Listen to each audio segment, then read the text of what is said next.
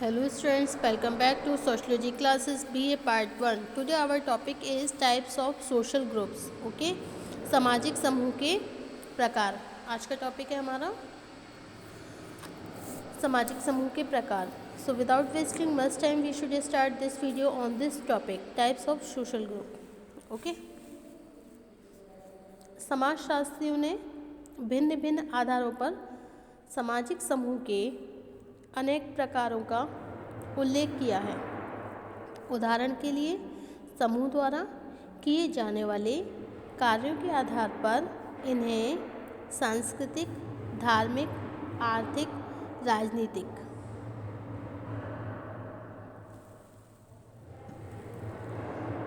Cultural, religious, economic and politic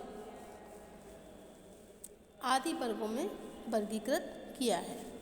समूह की स्थिरता के आधार पर बोटोमोर इन्हें स्थायी और अस्थायी दोनों भागों में विभाजित करते हैं. जैसे भीड़ और श्रोता समूह, ये अस्थायी समूह है. सपोज कहीं पे भीड़ लग रही है यहाँ पे या फिर कोई श्रोता समूह है तो वो कैसा समूह है? अस्थायी समूह है. जबकि एक जातिगत अथवा प्रजातीय समूह स्थायी समूह के उदाहरण है.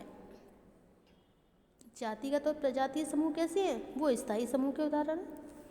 जर्मन समाजशास्त्री जी सिमेल ने और वॉनविज ने सदस्यों की संख्या को आधार मानकर समूहों का वर्गीकरण किया है.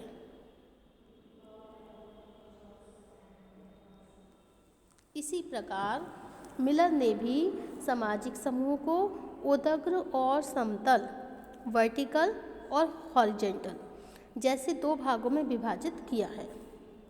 चार्ल्स एलवुड ने भी सभी मानव समूहों को ऐच्छिक और अनिवार्य दो प्रमुख भागों में विभाजित किया है. जबकि पार्क और बर्गेस ने समूहों को पारस्परिक संबंधों, भाषा, प्रजाति, क्षेत्र, सामाजिक दूरी और सामाजिक अनुकूलन की मात्रा के आधार पर 6 भागों में विभाजित किया है.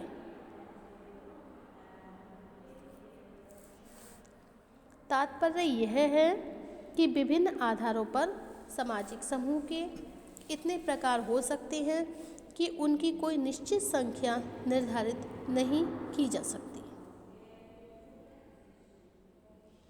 इस दृष्टिकोण से प्रस्तुत विवेचन में हम कुछ प्रमुख समाजशास्त्रियों द्वारा प्रस्तुत सामाजिक समूह के प्रमुख प्रकारों को संक्षेप में स्पष्ट करेंगे. ओके.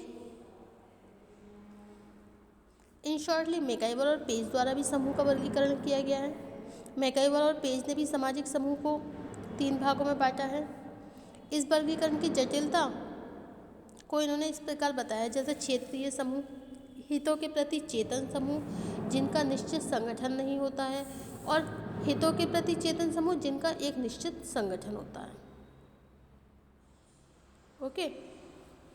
ये आपके आ गए मैकाइवर पेज के अनुसार. और गिलिन ने वर्गीकरण इन्होंने भी गिलिन ने भी समूह के सभी आधारों को ध्यान में रखते हुए इनको वर्गीकरण किया है.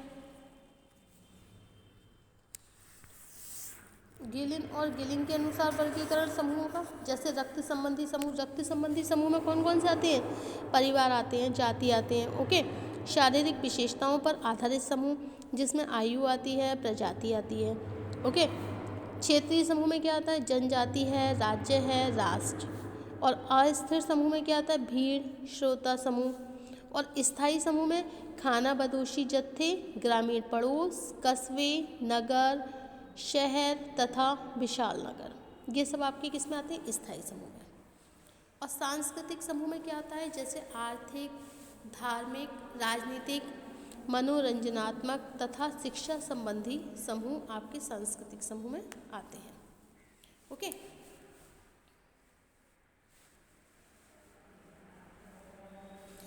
अब हम जानेंगे मिलर द्वारा वर्गीकरण. It is the most important Miller द्वारा वर्गीकरण। मिलर ने सामाजिक समूहों को, मिलर के ये जितने भी सामाजिक समूह हैं उनको उदग्र और समतल दो भागों में विभाजित किया है।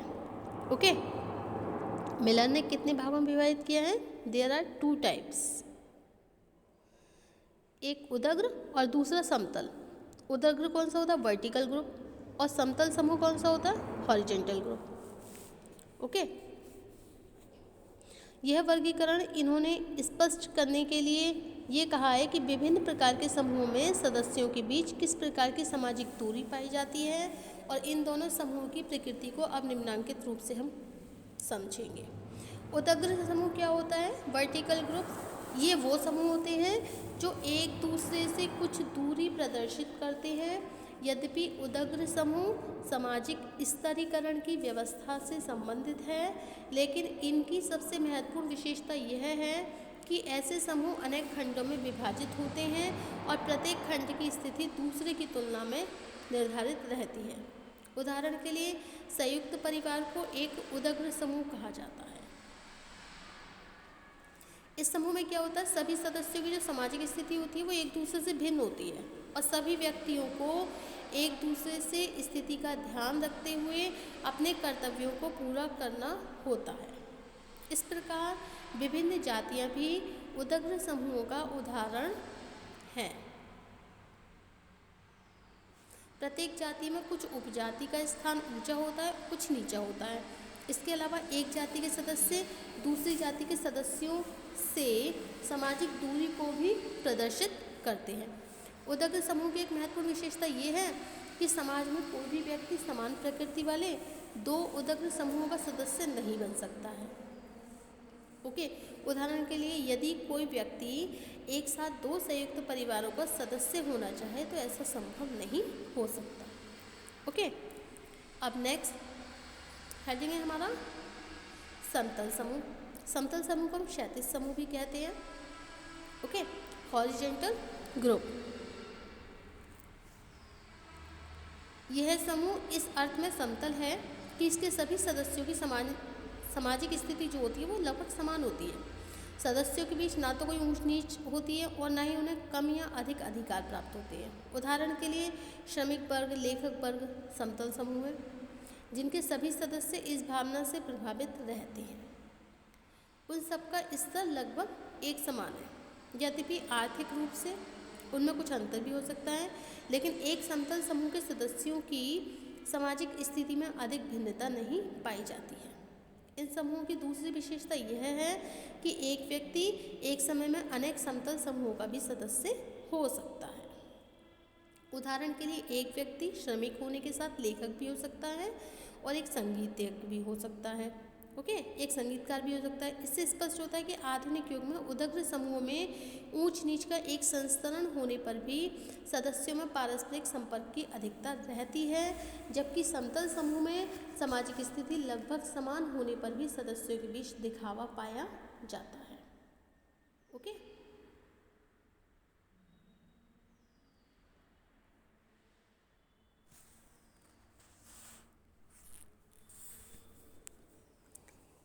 अब नेक्स्ट है सदस्यता समूह तथा संदर्भ समूह, membership group and reference group.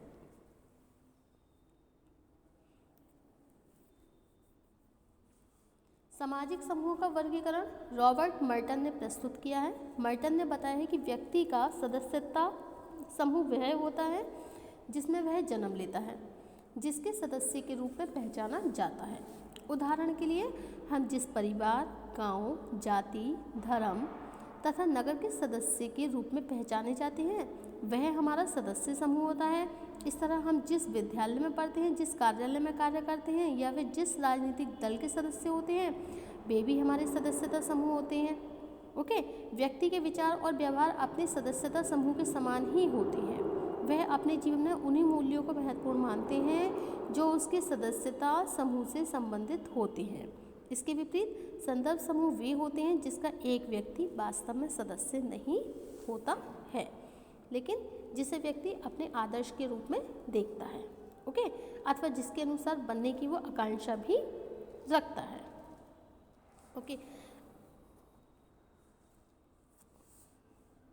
जो हो गया आपका सदस्यता समूह और संदर्भ समूह।